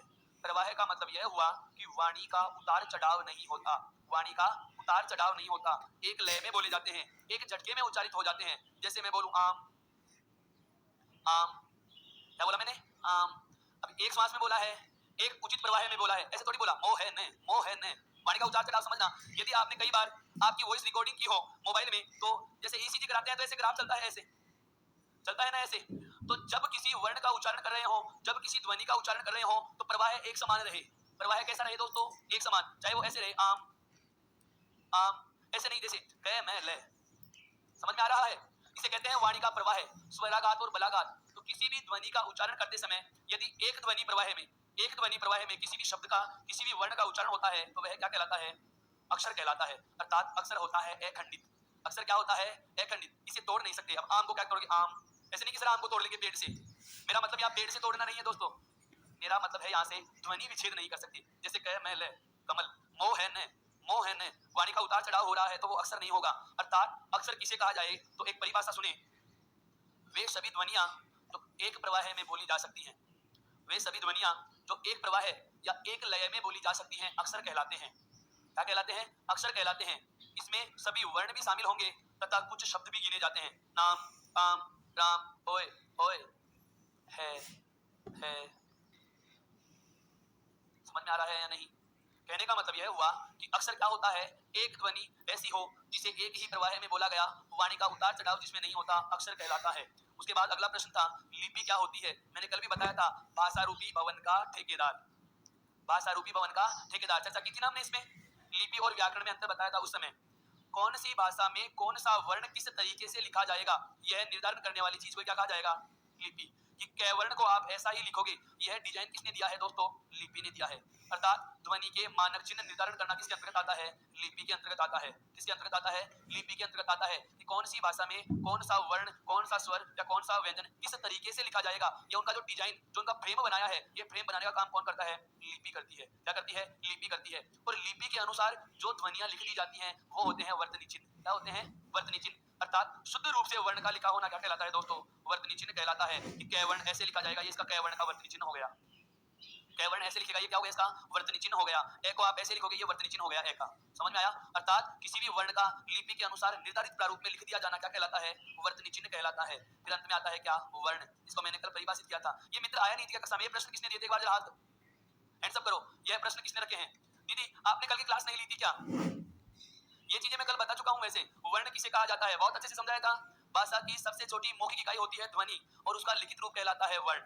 उसका लिखित रूप क्या कहलाता है? वर्ण कहलाता है। जो भाषा की लिखित रूप में सबसे छोटी इकाई, भाषा का सबसे छोटा अंग माना जाता है। वर्ण का आप विच्छेद कर सकते हो, वर्ण का आप विच्छेद कर सकते हो, लेकिन ध्वनियों को आप तोड़ नहीं सकते। यहां तक की बात क्लियर? अब अपन चलते हैं अगले बिंदु पे। अपना हेडिंग डालिए, संधि।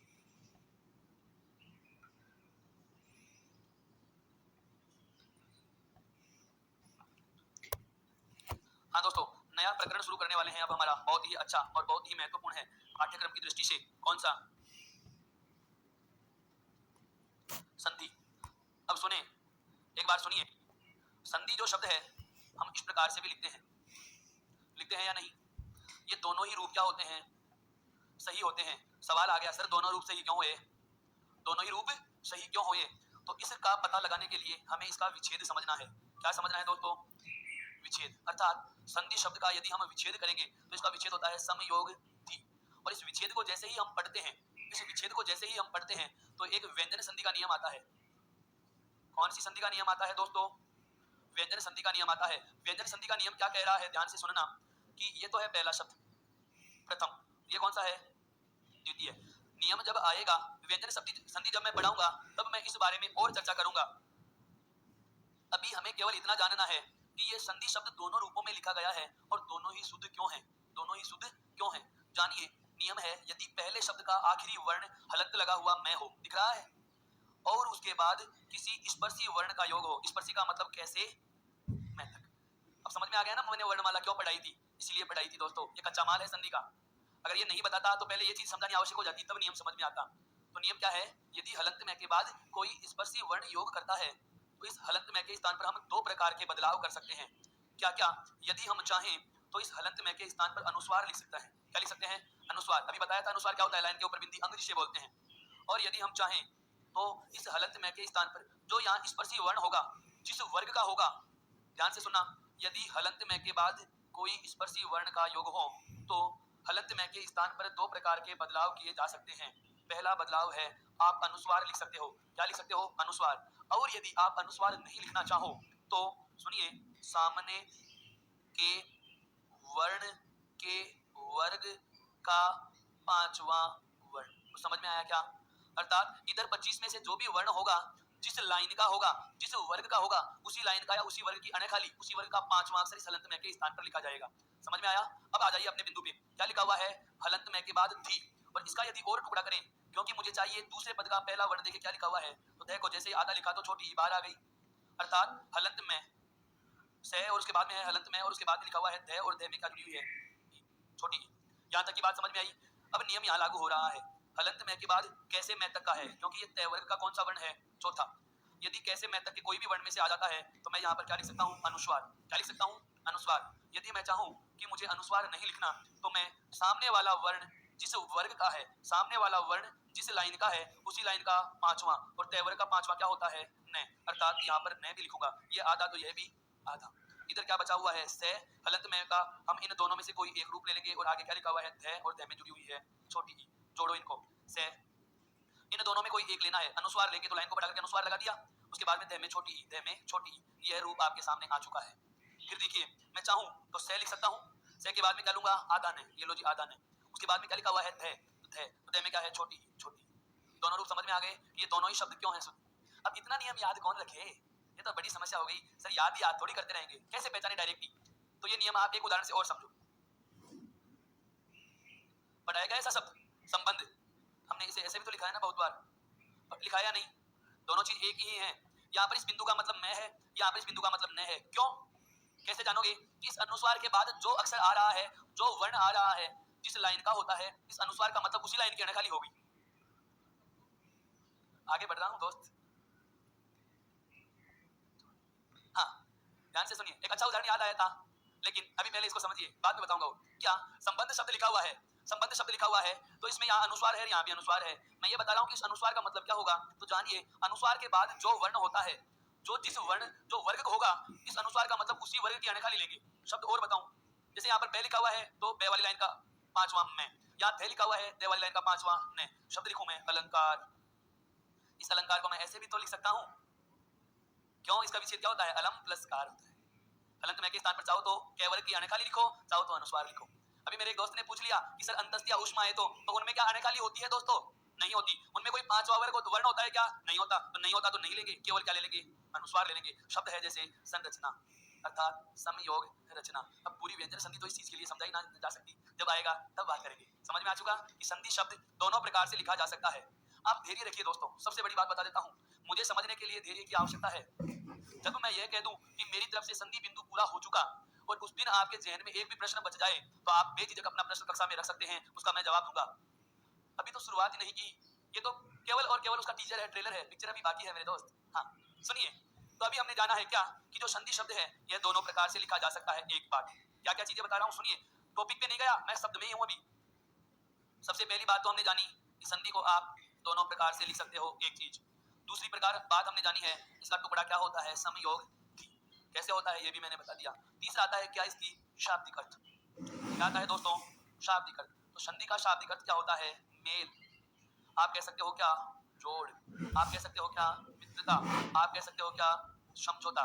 संधि का मतलब ये होता है शारीरिक अंगों का जोड़। समझना, संधि का यह भी होता है शरीर की हड्डियों का जो भी जॉइंट होता है उसे भी संधि कहा जाता है मित्रों। समझना मेरी बात को। लेकिन हिंदी व्याकरण के संदर्भ में मेल, जोड़, मित्रता या समझौता से हम इसका अर्थ लेते हैं। संधि शब्द के ठीक बाद में इसी से रिलेटेड अगला प्रश्न आता है क्या? इसका यदि विलोम पूछा जाए, संधि शब्द का विलोम शब्द क्या होता है? तो इसका विलोम शब्द अरे कहाँ होगा? व्यास में नहीं, विग्रह होता है। क्या होता है दोस्तों? विग्रह। व्यास होता है समास का विलोम, व्यास होता है समास का विलोम।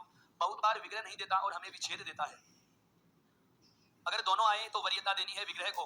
सुनना, यदि संधि शब्द का विलोम पूछे और दोनों विकल्प दे दिए जाएं तो आप प्राथमिकता किसे दोगे? विग्रह को। और यदि दोनों नहीं होते तो आप इनमें से जो भी होगा उसे चुन सकते हो। यहाँ से हमें एक बात और पता चल गई कि एक शब्द के दो विलोम भी हो सकते हैं। जैसे आकाश का पाताल भी है और आकाश का जमीन भी है। विकल्प में क्या दिया गया है? धरती पाताल भी है और धरती आकाश भी है। समझ में आ चुका? आगे बढ़ रहा हूँ। इसी संधि शब्द से संबंधित प्रश्नों की ही मैं बात करता हूँ। एक मेरे मित्र के जहन में सवाल आया था, एक पूर्व की कक्षा की बात बता रहा हूँ कि सर संधि शब्द स्त्रीलिंग होता है या पुल्लिंग होता है? संधि पढ़ी या संधि पढ़ा? वाक्य में प्रयोग करके देख सकते हैं संधि शब्द कैसा है, स्त्रीलिंग है। ये इसके बेसिक से बातें थी जो हमने जानी है, केवल शब्द से संबंधित, यहाँ तक कि लिखिए, इसके बाद मैं आगे बढ़ूंगा।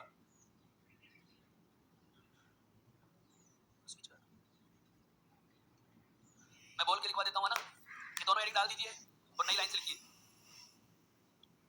लिखिए संधि शब्द, यह शब्द समयोग धी से बना है। संधि शब्द समयोग धी से बना है, जिसका शाब्दिक अर्थ है मेल, मित्रता या समझौता। राजीनामा भी कह सकते हैं, एग्रीमेंट भी कह सकते हैं, बिल्कुल। मेल, मित्रता, जोड़, योग, समझौता, ये पर्यायवाची शब्द बता रहा हूं दोस्तों, पर्यायवाची शब्द बता रहा हूं। जरूरी थोड़ी है संधि में से संधि ही पूछे, ऐसे पूछ ले संधि का पर्यायवाची नहीं है, 3 विकल्पों में हो और चौथा नहीं हो, तो ध्यान रखना। शरीर के अंगों का योग भी संधि होता है, केवल योग भी संधि है, जोड़ भी संधि है, मित्रता भी संधि है, समझौता भी क्या है, संधि ही है। आगे नई लाइन से लिखिए, इस शब्द का विलोम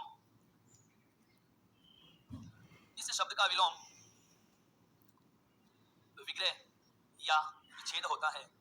इस शब्द का विलोम विग्रह या विच्छेद होता है।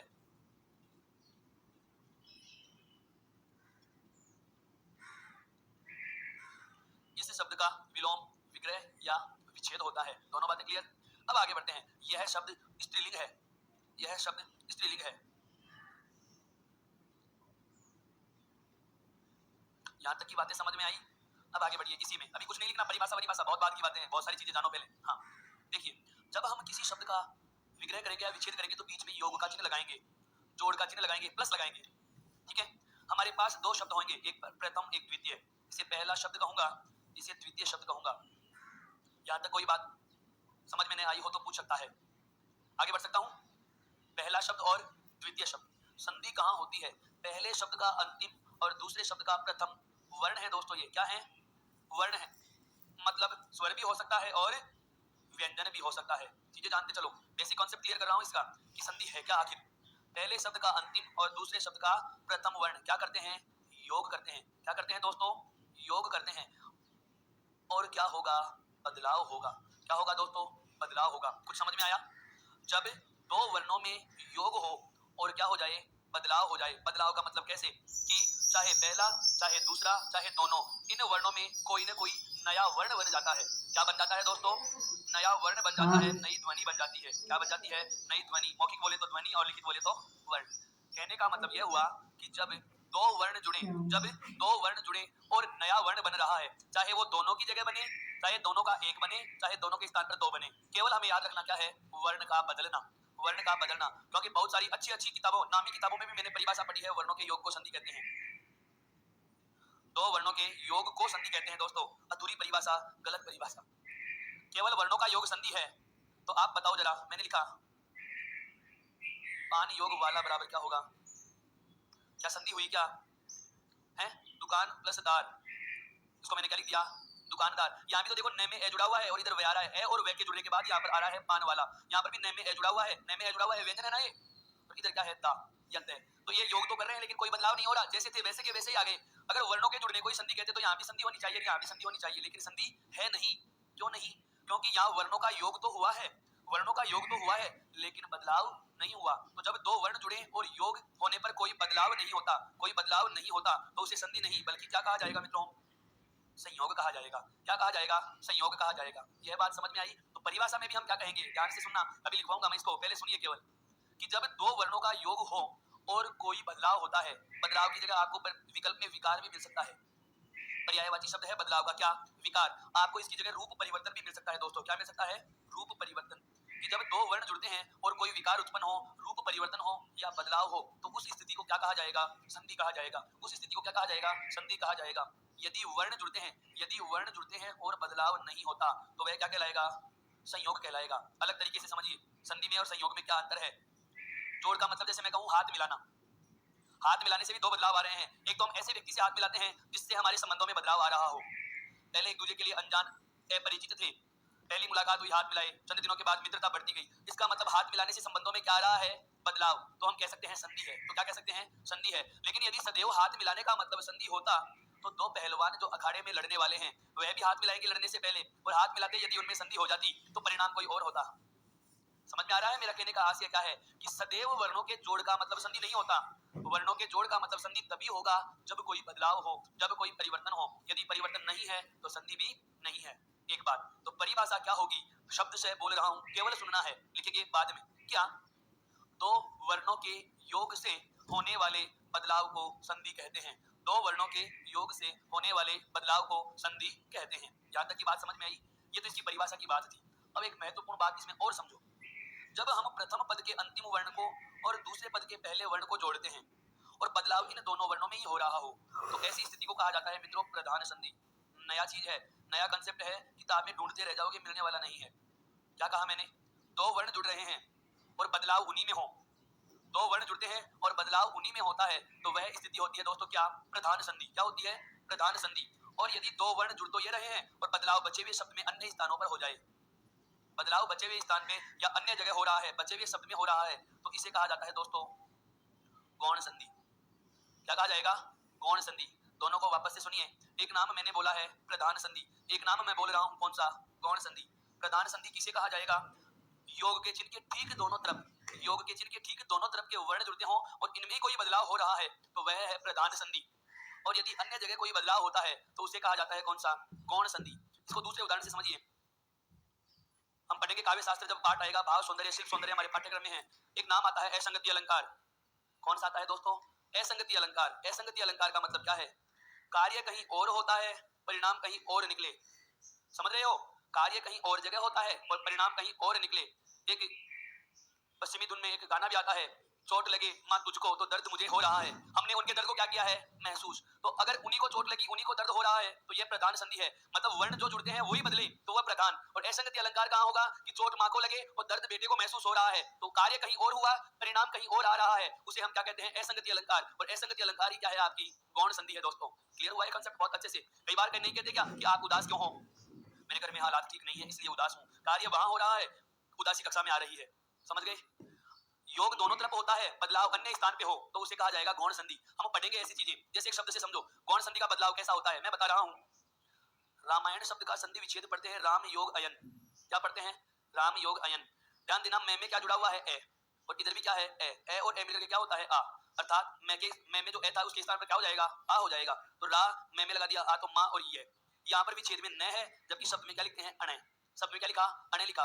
तो आपने इस योग के चिन्ह के दोनों तरफ के ए और ए को जोड़कर जो आ बनाया है, रामायण शब्द के राम योग अयन वाले विच्छेद में जुड़ा हुआ ए और दूसरे शब्द का पहला वर्ण ए, ये दोनों जुड़कर जो आ बनता है यह तो है दोस्तों प्रधान संधि। यह तो क्या है? प्रधान संधि। और इस न के स्थान पर जो हम अणय बनाते हैं, ये अणय बनता है इस रे वर्ण की वजह से। ये योग के चिन्ह के ठीक पहले तो नहीं है ना। नियम पढ़ेंगे हम व्यंजन संधि में क्या कि यदि न से पहले बचे हुए शब्द में कहीं भी मूर्धन्य स्वर री, मूर्धन्य श या रेवर्ण आ जाते हैं, री रे या रेवर्ण आ जाते हैं, तो न के स्थान पर नकार आदेश हो जाएगा। अर्थात इस नैवर्ण से पहले यहाँ हमें रेवर्ण मिल रहा है और इस रेवर्ण की वजह से ही न के स्थान पर क्या लिखा मैंने? अणे। अर्थात ये न का क्या बन जाएगा? अणे बन जाएगा। ये योग के चिन्ह से परे हो रहा है, दूर बदलाव हो रहा है। यह कौन सी संधि में जाएगा दोस्तों? गौण संधि में। आप दोनों बातें समझ चुके होंगे।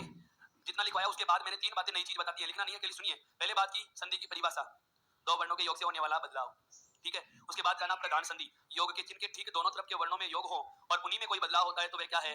प्रधान संधि। और यदि बदलाव योग के चिन्ह से परे होते हैं, परे का मतलब तो जानते हो ना, दूर, बदलाव कहां हो? अन्यत्र हो, अलग जगह हो, तो उसे क्या कहा जाएगा? गौण संधि। ये वाली चीजें और लिखिए एक बार।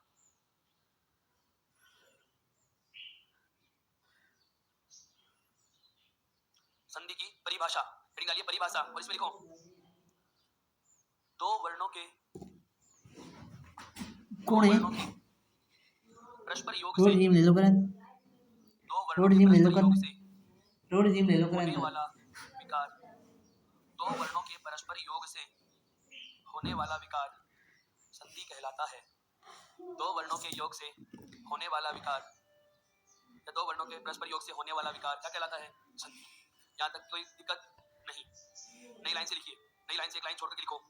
ऐसे निर्देशात्मक से लगाना, कंटेंट लिखवा रहा हूँ, अलग कंसेप्ट लिखवा रहा हूँ, ये जो हमें पता रहना चाहिए। परीक्षा में यहाँ से प्रश्न नहीं आएगा, टॉपिक का बेस क्लियर करने के लिए ये चीजें आवश्यक है। नई लाइन में लिखिए अलग से, क्या? यदि वर्ण योग करें, यदि वर्ण योग करें और बदलाव न हो, यदि वर्ण योग करें और बदलाव न हो, उसे संधि नहीं संयोग कहा जाता है। यदि वर्ण योग करें और बदलाव न हो तो उसे संधि नहीं बल्कि क्या कहा जाएगा? संयोग कहा जाता है। क्या कहा जाता है? संयोग कहा जाता है। वर्ण जुड़ तो रहे हैं, चेंज नहीं हो रहा, संयोग कहलाएगा। फिर अगली लाइन से नया तथ्य लिखो। यदि योग के चिन्ह के ठीक दोनों तरफ के वर्णों में यदि योग के चिन्ह के ठीक दोनों तरफ के वर्णों में बदलाव होता है यदि योग के चिन्ह के ठीक दोनों तरफ के वर्णों में बदलाव होता है तो उसे प्रधान संधि कहते हैं। यदि योग के चिन्ह के ठीक दोनों तरफ के वर्णों में बदलाव हो तो वह क्या कहलाएगा? प्रधान संधि। क्या कहलाता है दोस्तों? प्रधान संधि कहते हैं। अगली लाइन से लिखिए। यदि योग के चिन्ह के परे बदलाव होता है, परे का मतलब तो जानते हो, शुद्ध हिंदी का शब्द है, अर्थ होता है दूर। यदि योग के चिन्ह के परे बदलाव होता है, पोस्ट में चाहो तो लिख देना दूर। यदि योग के चिन्ह से परे बदलाव होता है या योग के चिन्ह से दूर बदलाव होता है, यदि योग के चिन्ह से परे या योग के चिन्ह से दूर बदलाव होता है तो उसे गौण संधि कहा जाता है। उसे क्या कहा जाता है दोस्तों? गौण संधि कहा जाता है। यहां तक की बात समझ में आई क्या? क्लियर? अब एक बार अपने लेखन को विराम दीजिए, आपकी नजर बोर्ड पर आ जानी चाहिए। सुनो, पहले हमें पता चल चुका कि संधि किसे कहा जाएगा। दो वर्णों के योग से बदलाव होता है तो उसे क्या कहा जाता है? संधि। सामान्यतया हम पढ़ते हैं कि परिभाषा पढ़ ली, सीधे कहां चलो? प्रकार पर। संधि के प्रकार कितने? 3। पर 3 तो है मानवीय, लेकिन 3 ही क्यों बनते हैं? यह चीज हमें पता चलती है वर्णों के योग से ही। किससे पता चलती है दोस्तों? वर्णों के योग से ही। क्यों? क्योंकि जो संधि की परिभाषा है वह क्या कह रही है? वर्णों का योग। संधि की परिभाषा में महत्वपूर्ण चीज क्या है? वर्णों का क्या होगा? योग होगा। और इस वर्णों के योग से ही हम 3 प्रकार निकालेंगे। लेकिन वर्णों का योग वास्तव में 3 प्रकारों से नहीं होता। कितने प्रकारों से होता है दोस्तों? 6 प्रकारों से होता है। कितने प्रकारों से होता है? 6 प्रकारों से होता है। ये 6 प्रकार कैसे निकलेंगे सुनिए। वर्ण का मतलब क्या है? या तो स्वर होगा या व्यंजन होगा। वर्ण दो ही तो हैं, या तो स्वर है या व्यंजन है। तो मैं ये भी तो कह सकता हूँ ना परिभाषा में, वर्णों के योग को बदलाव कहते हैं, तो मैं कहूंगा स्वर व्यंजनों के योग को बदलाव कहते हैं। बताओ कह सकता हूँ कि नहीं? नहीं कह सकता। सुनिए वापस से। यह कक्षा रिट के छात्र और छात्राओं के लिए है। रिट के छात्र और छात्राओं के लिए है। यह कक्षा पुलिस एसआई के लिए है।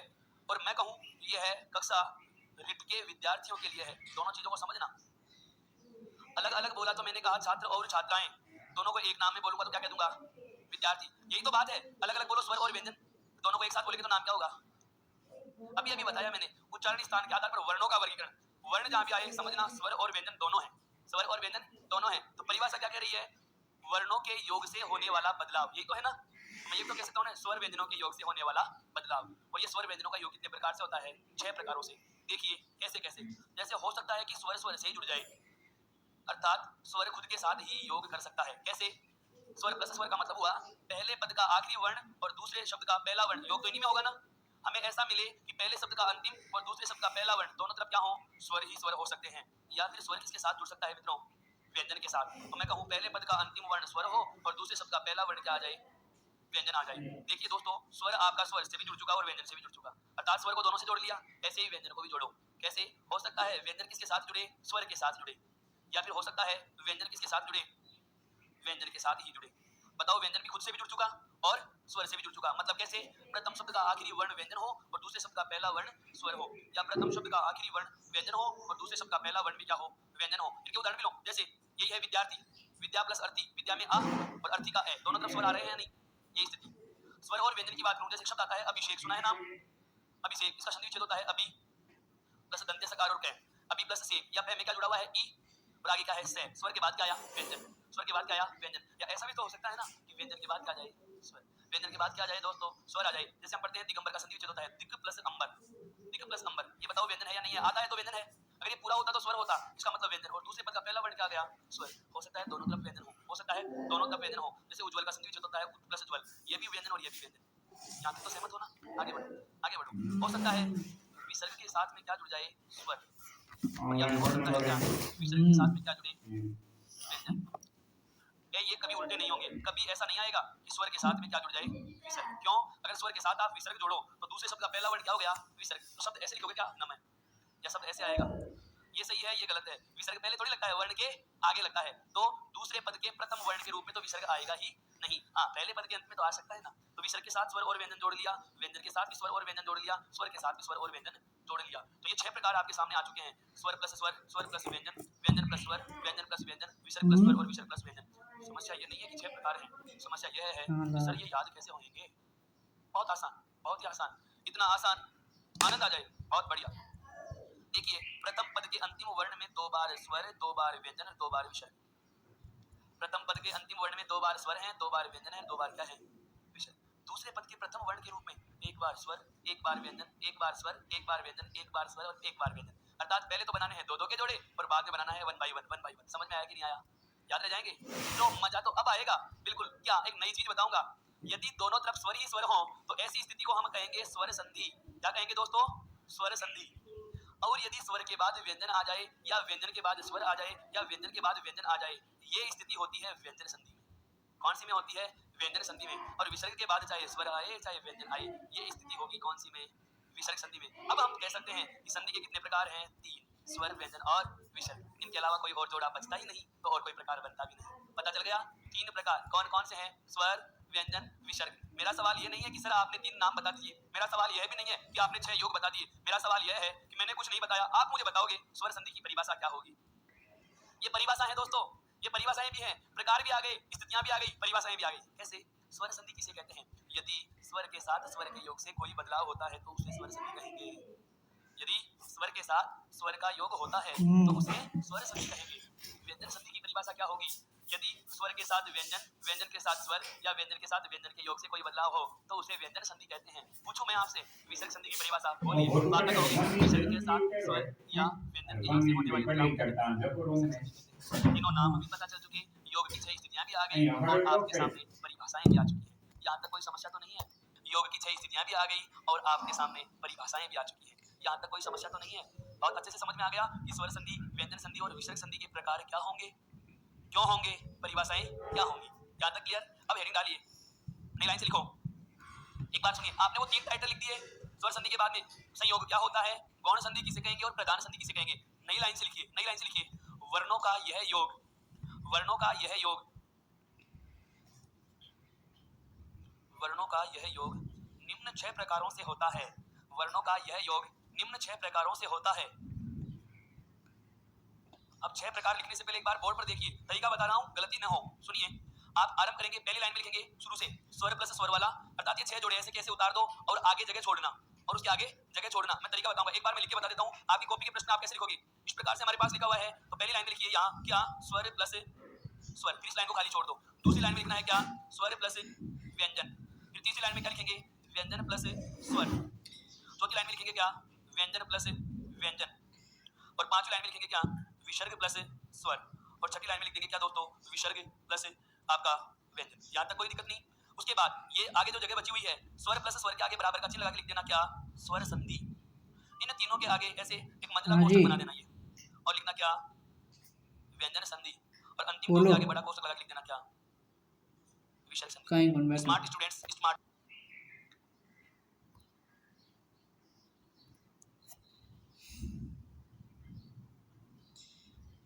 आप बार बार बोर्ड पर क्यों देख रहे हैं, क्या ये याद नहीं हुआ? लिखो बिना देखे देखे, फिर मैच करना मैं हटा लूंगा, बिना देखे लिखिए पहले। दिमाग पर जोर तो डालिए, कुछ इसकी थोड़ी सी एक्सरसाइज करवाया करो, सुबह सुबह व्यायाम होने दो दिमाग की, मस्तिष्क को स्ट्रीमिंग का टाइम तो दो। तरीका मैंने बताया पहले, 2 बार स्वर, 2 बार व्यंजन, 2 बार विसर्ग, और आगे क्या लिखना है, 1 बार स्वर, 1 बार व्यंजन, 1 बार स्वर और 1 बार व्यंजन। लो टीप के उतार लो।